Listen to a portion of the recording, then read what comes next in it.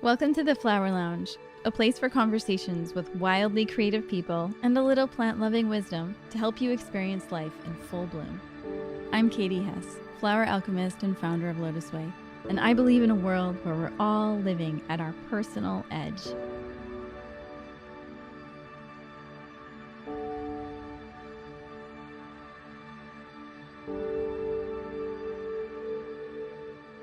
Welcome to this week's episode of the Flower Lounge. I am stoked to have a really dear friend on and collaborator in business, Diane Read.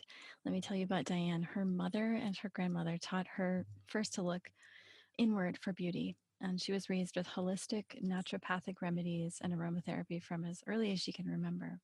And after she left home, graduating from design school and a lot of exhausting travel and living in London and Hong Kong, she moved back to the US and began to refocus on her well-being through mindful living and creating a beauty line. Thank you so much for being here, Diane. Hi, Katie. Thanks for having me. Yeah, where are you coming at us from? What city are you in right now? Okay, so today I'm in Vancouver. I find your life so fascinating. And it's super sunny and beautiful, and I'm so glad to be here today. Awesome. Sunshine reminds me of flowers, and there's a little exercise we usually do at the beginning. If you want to just close your eyes and go back to a time in your childhood when you played around flowers, and just think about what you were doing, who you were with, what was your favorite, and what might be 3 words to describe the personality of your favorite flower at that time.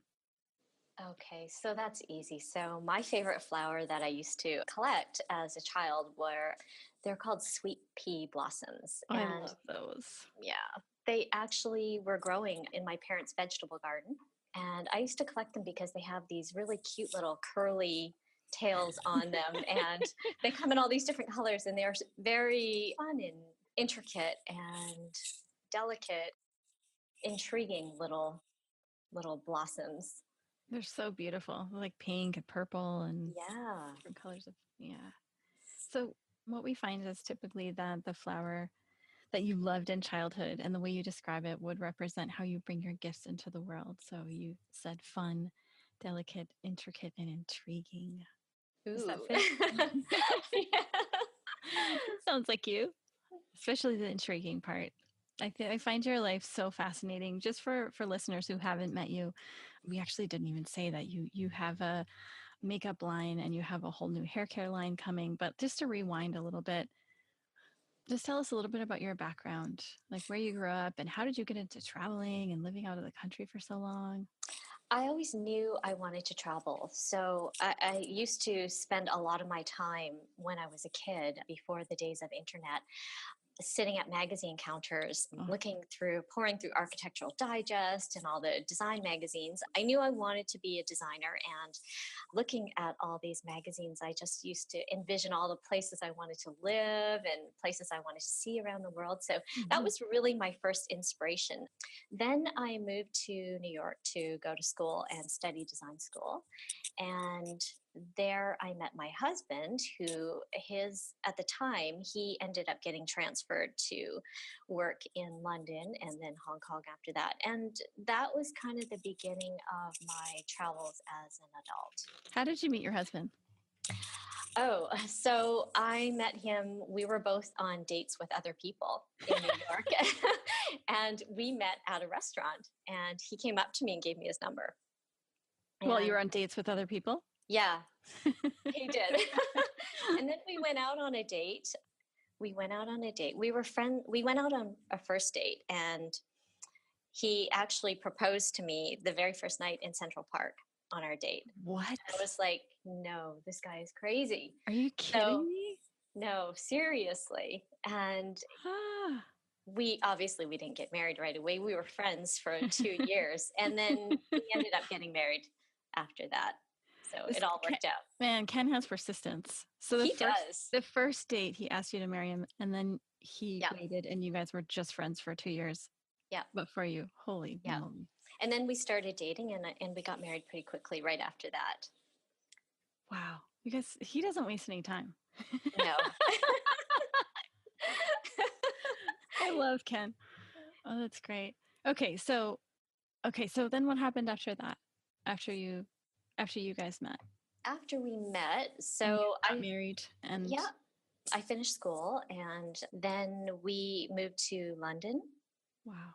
where I started working just, just traveling and spending a Mhm, lot of time exploring on my mhm, own. mhm, And I got my very first photography job there working for a woman in Paris. And then we traveled around, did stuff. And then he got transferred back to New York right mhm. after that. And we ended up only there for like a week before we ended up rerouting our life to Hong Kong. Wow. So, yeah. You're so And flexible. oh yeah, I love that. But I love the spontaneity and just not, the surprises around the corner. Mhm. Where are we going to go next? Where are we going to live next? What do we get to see next? That's so exciting. And how was Hong Kong? Like, tell Hong me all Kong about was Hong Kong. amazing. Okay, so Hong Kong is really where I got my start wanting to be an entrepreneur. I don't Mm. know. I think there's something about that city that sort of sparks that inspiration. I remember I had a friend there who, well, I met a lot of good friends there that I'm still friends with today. But one girl, she took me out to this marketplace called, okay, and forgive my terrible, terrible pronunciation. It's Sham Shui Po, I think it is. Is that Okay. right? Here I am asking you. I don't know. It sounded good to me. Your Chinese is better than mine. So this street, this area actually has so many amazing things. So you can like, other than like all the electronics and that I think it's more known for, there Mhm. are all these little streets filled with textiles and ribbons and just like, I guess different findings and beads and And is it kind of stuff. like is it like how Taiwan used to be that there are like little cottage industries like you can see people making things and creating things? Yeah, I think so. Well, I guess so. I don't really remember people making things. I do remember seeing a lot of things you could buy. And at the time, I was very focused in design, like home and interior design. But the textiles and everything really drew me in. Like, oh my Uh-huh. God, you can buy all these gorgeous fabrics and, you can make Wow. this and that. And that's kind of what, made me be like, oh my God, I've got to do something, Mhm. and Mhm. just create. Mhm. Mhm. And did you decide to do something with textiles at that point, or that was just sort of the spark of your That was creativity? the spark. Yeah. I never did do that. I would like to at some point, but at the moment, yeah, somehow I segued into makeup. And how long were you in Hong Kong for? Not long enough. Just like, yeah, I could seriously, I would go back in a minute if I could. Oh, Asia's so good. I know. Yeah. So, okay, so then you came back to the US. What made you want to start your business doing makeup? Because you and I have talked about, I'm really like, I don't know how to wear makeup. I don't know what to do. I don't know how to put it on. I'm just so bad in that area and I just so rarely wear it. I haven't built up like you know, a know-how with it. And I know we've talked about that before a little bit. How did you get into it?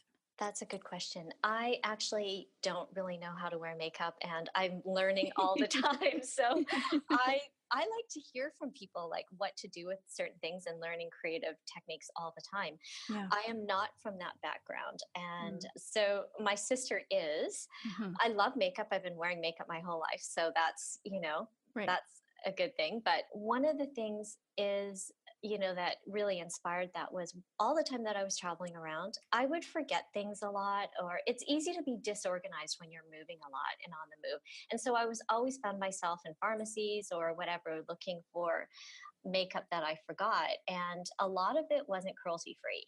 So that, gave me the idea that, I'd like to really have, a very simple, natural line that was all cruelty free. And my sister being a makeup artist, my mom being really into the whole holistic, natural, I guess, Lifestyle. lifestyle, yeah, has Hmm. kind of brought that all together.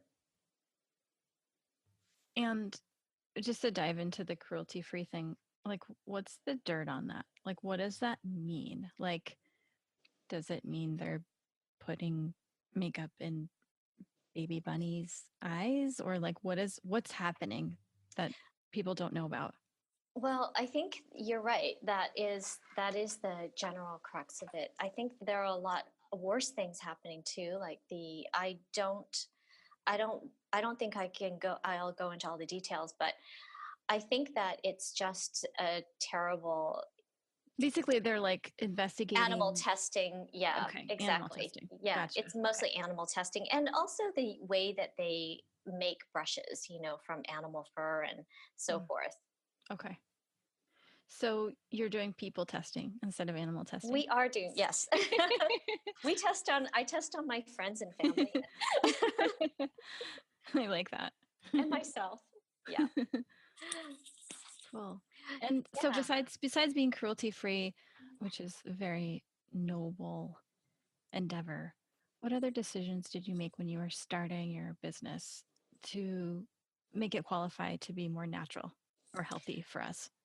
I wanted to make sure that the ingredients that we were using were, as natural as possible. So, including the brushes being animal fur free and not using animal products in the ingredients. Okay. And what have you learned from having your own business? You started your business how long ago? Mm. So I started it as a hobby business. I didn't really expect that this was going to turn into a real business. And I started it with my sister where we were really just having fun, and it was a branding exercise for me, Mm-hmm. and it was also a opportunity for her to, to create colors, which she's like really amazing at, Mm-hmm. and experiment and learn about what we could do and how we could make things with the labs that we work with that were more natural, Mm-hmm. like Mm-hmm. not using carmine for reds. Where does carmine come from? It's crushed beetles, crushed female beetles. Ooh. And yeah, it's just doesn't seem very friendly. And it's also, to say the least, and it's also, yeah, Crushed female beetles. yeah. And it's also something that some people are allergic to as well. Kind of Mm, like people that might be allergic to bug bites. right. Interesting. Huh. Any other ingredients that, I hear a lot about there being lead in lipstick, and that as we put things on our lips, we are essentially eating it all day long. And, the danger of like having lead in something that you're putting in your skin. Have you heard anything about that? I have heard a lot about that. And I know that is something that is one of the things that has sparked a lot of people to rethink what goes into their makeup and their skincare. Hmm. Yeah. Yeah, my goodness. Especially it's like if you're wearing it on your face every day. Right. So many women are wearing it every single day, and your skin is just absorbing it, sucking it all in. Yes, exactly. And that's why it's, really important to look at the ingredients that we have on our skin, our lips, our hair, everything. And we want to make sure that doesn't go into our bloodstream as well. Hmm. It's just Yeah. like the food we eat, right? Right. It's like those Yeah. studies coming out right now where they're like testing the umbilical cord blood of babies, and they're already like 140 chemicals Oh from my the get go, gosh. right? Wow. That's Uh, incredible. you have to like choose your Yeah. battles these days, but You do really have to. And it's like in everything we breathe and what cities we live in, it's almost impossible to get away from it 100%. mm, I think the best thing is to think about it in terms of moderation and do the best that we can. right, right, right. And so what did you learn, and what made you transition your business from what you're calling a hobby business to a real business? What shifted that for you? What shifted that for me was Indie Beauty Expo. Oh, really? Yeah, when we went, well, okay, it was actually before Indie Beauty Expo. It was when I met you, and we decided to make an investment and go forward with the business and, like, in a real way, and Hmm. expand expand and do the lip glosses. Hmm. And when you and I met and talked about making the lip glosses with Yeah. benefits, just like what you said, you're putting all this stuff on your lips. Right. The whole concept of, well, you've got these like amazing flower essences and things that can, really add more goodness to you. So if you're wearing it on your lips, on your skin, other than it just being for the purpose of outer beauty, how about making it where you're getting that internal benefit as well, Mm-hmm. Mm-hmm. or Right. emotional benefit? Right. Right. Well, yeah, let's talk about that because maybe not everybody knows that we collaborated on some things together.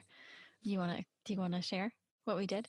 Yeah, sure. Okay, so when we first started, Yeah. I guess it was that first time we met for coffee, right, in Phoenix.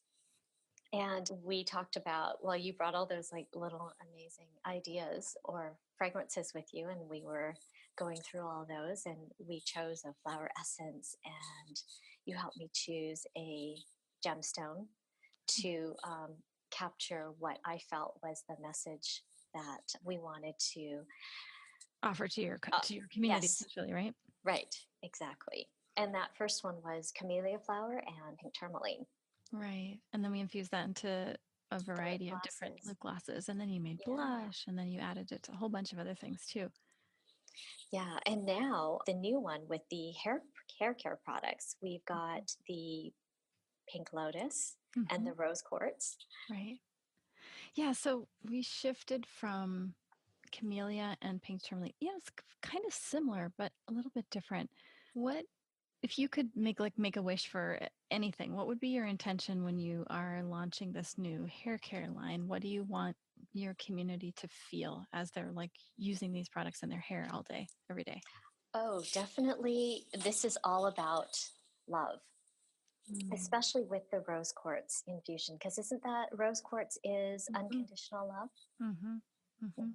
And self love. So, one of the things about the hair care line that that really is became something that was an important aspect of it to me is that I feel so much better when I'm having a good hair day. And I know that sounds really vain, but You have there's beautiful something hair. about there's something about having good hair to me Uh-huh, lately that really makes me happy.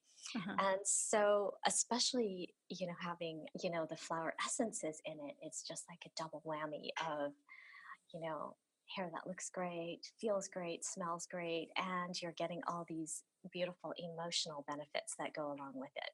It's so really interesting, the whole concept of putting energetics into your hair, because I know, like, traditionally, yogis and yoginis meditating in caves, they would not cut their hair and they would let it, or even monks or nuns who would go into retreat for the whole time that they were in retreat, they wouldn't cut their hair. And the hair is said to carry the energetics of everything we've been up to, right?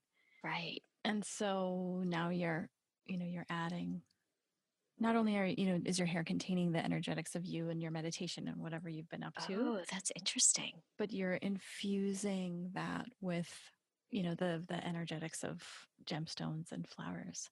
Yeah, that's a really good point. I love that. I really do feel like everything that we put on ourselves. I mean, I use your aura mists all the time, and I mean that's almost like a perfume for hair.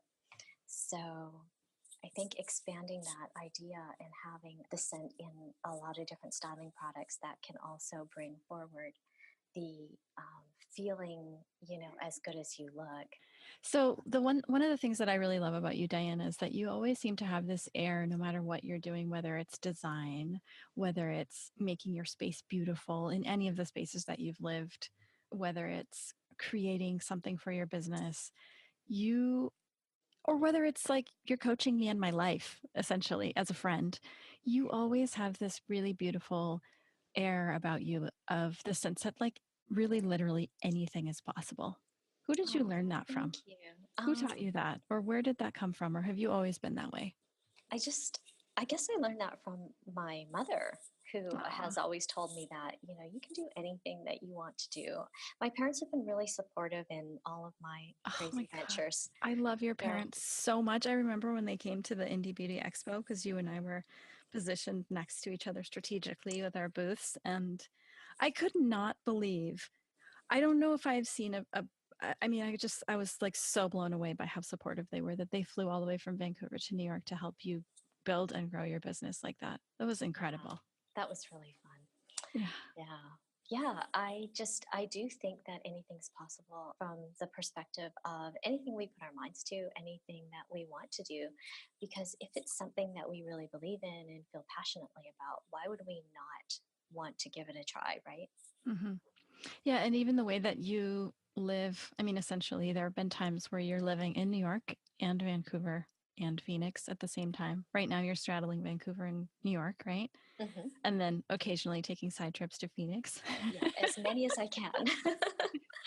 So, I mean, I think that you're one of those people that you and your husband kind of been able to build this life around what makes you guys happy. And you really both just sort of give yourselves the freedom to explore and discover what makes you happy. Like just when you were in Phoenix the last time and we were talking and Ken was talking about making cauliflower Rice. rice Yeah, porridge. right. And like I noticed that about both of you. Both of you give yourself the luxury of just allowing yourself to follow what brings you joy. What is that like to live in New York and Vancouver and Phoenix all at the same time and, give yourself the freedom to travel and live in different places and explore what brings you joy? I think I'm really, really fortunate that he's also like that. That was kind of our one of the agreements that we had, or our life plan from the very beginning, is just to really live our life and have the freedom to do all the things in life that we want to do. So we are actually doing it. And I mean, there are times where we always find ourselves having to be being drawn back to New York for the most part, but we've been really fortunate that we've got to experience the places that we wanted to experience. We said we wanted to live in London, and we did. And then we said we wanted to live in Hong Kong, and we did. And then after experiencing Phoenix, we were like, oh, we love this place. Why are we not living here? So, yeah, getting the opportunity to go out there was also amazing. I don't know if you know how rare that is. Like, there are so many people in this world who, will say, like, oh, I'd really like to move here. I'd really like to do this. This would be amazing. I'd like to travel here. And you guys actually do it. Like, you just get up and you go do it. Like, how do you do that? That's a good question. It's so I rare. really I mean, what advice would you give to somebody who's been saying, oh, I really want to take a trip to here, or I would like to live in this type of place? What are the things that you've either had to either give up or oh, embrace or yeah. shift or change or Being flexible was one thing, and being able to be adaptable. My first, I think the thing that our current lesson in life is living light. So we actually had a house full of stuff that we have downsized a lot, and realized that, just not having a lot of stuff and being able to move around, or I mean, not having a lot of stuff that we need to worry about, mhm, makes it a lot easier. facilitates being able to travel Yeah, more. that too. And we're both entrepreneurs, so that helps a lot, to be able to have a business where you can kind of work from your computer Hmm. and just move. I think that moving around and experiencing life that way has helped me a lot in being an entrepreneur, a creative entrepreneur, where, I'm always thinking about other things to do and what kind of products I want to do next, because that you get inspiration from everywhere. Right. I mean, to think that I started, the idea of doing a makeup line, well, not the makeup line, but being an entrepreneur from finding beads and textiles in a market in Hong Kong is kind of Hmm. crazy, but it's true. You find inspiration from all over the place, and also in the people that you meet, right? Hmm. Yeah, and I noticed that you don't cut yourself off from inspiration. So you'll be running your business, but then you'll tell me that you're like redesigning your parents' entire house, or you like gutted the place in, was it Brooklyn or somewhere in New York, and you redid the whole thing. Yeah. And I noticed that you, like both you and Ken, continue to do a lot of side projects that bring you like create a sense of creativity and inspiration. Do you see that bleeding over into your business life then? Yes, absolutely. I think I don't really separate my business life from the projects that I do for fun. I Mm-hmm. think that I just want to live my life the way I want to live it, and whatever inspires us at the moment, and if it's something that we think that we can do and we want to do, we're going to give it a try and do it. Mm-hmm. Mm-hmm.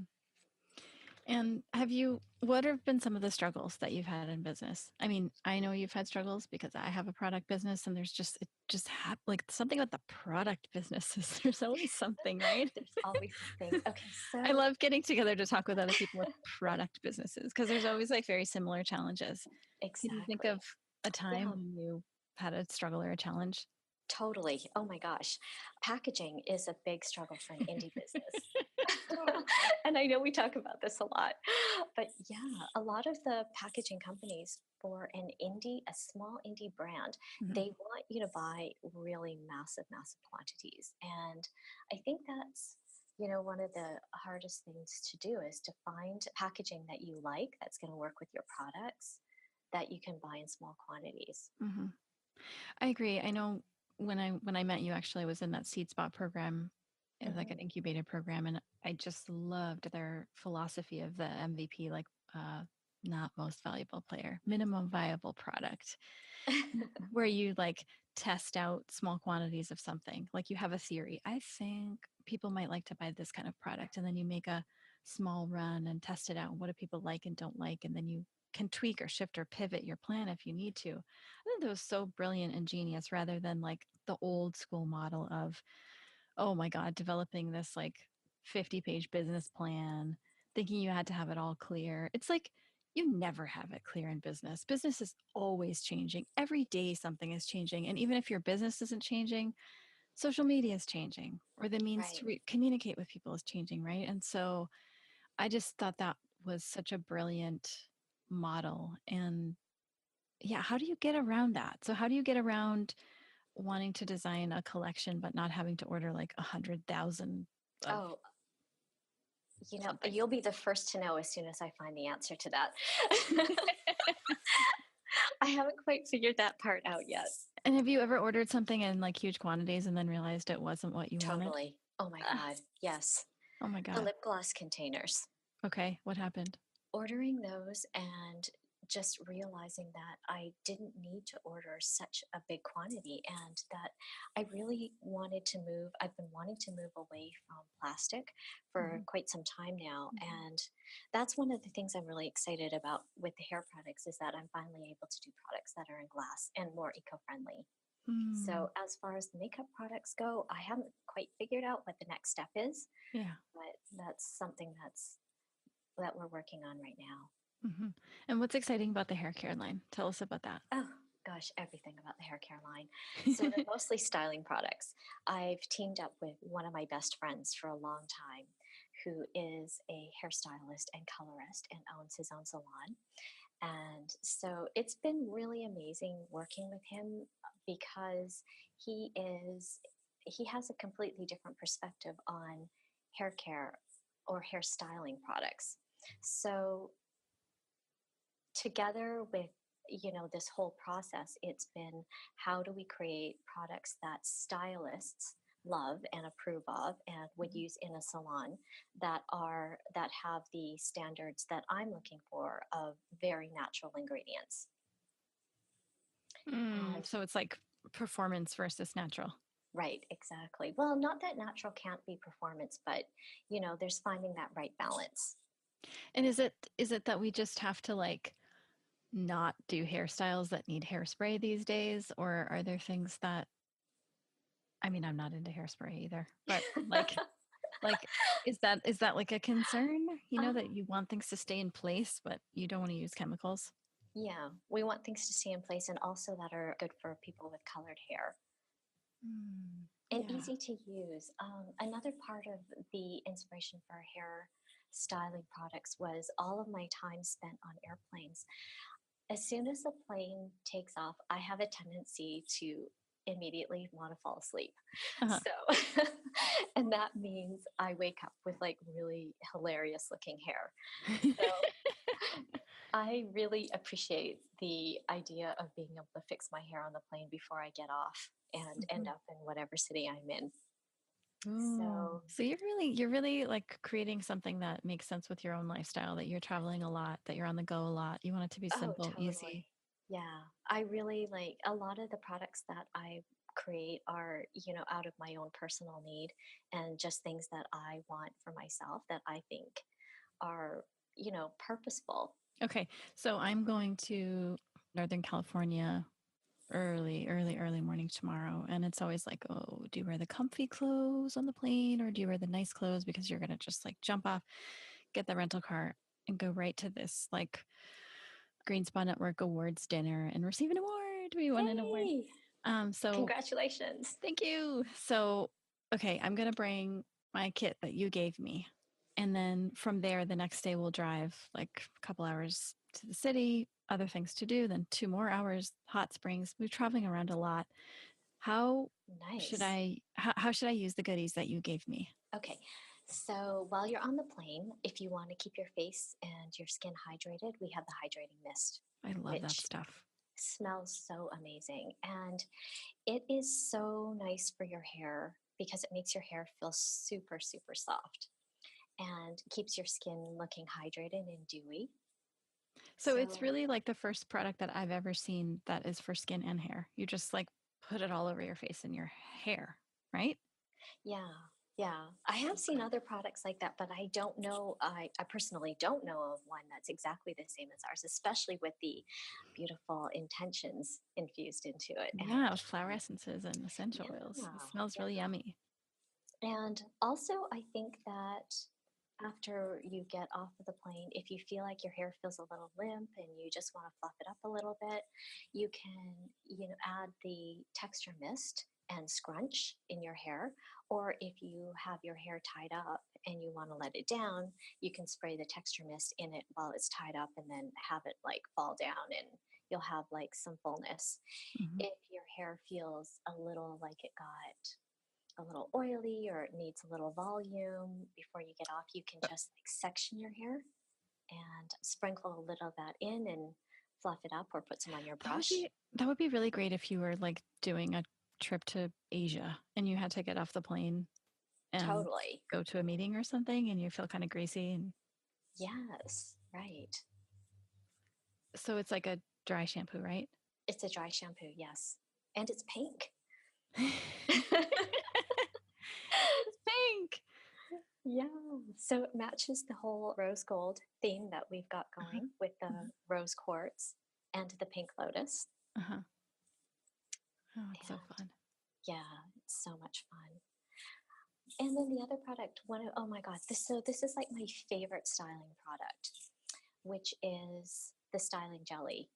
And the styling jelly, the thing that's so amazing about this is it's not okay, so it's not the gel of the 90s that I don't know if you remember that, but where Oh, it I was do. very Oh, I do. sticky and If you go to Mexico today, it's the gel of today. You can go in shops that have massive like 25-gallon buckets of gel of any oh, color. really of any color. Yeah. Okay. I'm sure any artificial color and scent that you want. Yes. But So these, we're moving beyond that. Tell us yeah. about the jelly. Oh, the jelly is so nice because it is so light but very strong. And it's really smoothing your hair where it doesn't flake and it doesn't make your hair feel crunchy. It Mm. just allows for really nice hold and your hair still feels like it can move and you can put a brush through it. Okay, so we'll wrap up. We'll wrap up. And let me just ask you for the last question if you had some advice for the listeners, if there's anyone out there who wanted to start their own business, small scale, big scale, whatever scale, what advice would you give? Research. Research and going with your passion. And I don't mean to sound like a cliche with that, but it's got to be something that you really love and you really feel that is aligned with something that is going to make you happy and make you want to wake up in the morning and work Right. on it. And then over time, as you're running your business, if for some reason some part of it doesn't the passion fizzles, then you just pivot and you change from there, right? Yes. So it's like a constant reevaluation process. It's a constant evolution and constant growth. I mean, we're going to change how we see things and what we learn along the way that are going to continually change what we're going to do. I don't know that I'll still be doing hair care or makeup, right. In a year from now. We'll see, right. Maybe it'll evolve to something new.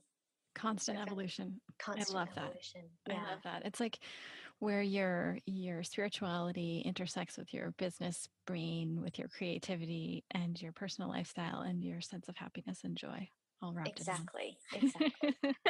Love it. You are so beautiful, Diane. I love you. And thank you so much for being with us on the Flower Lounge. And where can people find more of you and your website and social media? My website right now is modernmineralsmakeup.com. We are in the process of giving it a major facelift and changing it. So please visit the website soon. I think we'll be live in about 2 weeks. Okay, so probably by the time this podcast comes out ish. Oh, yeah. End of March 2018.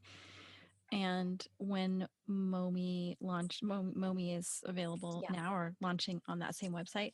Yes, that's right. It will be on the same website. Momi being Modern Minerals, the MO and the MI inspired, shortened down, and evolved.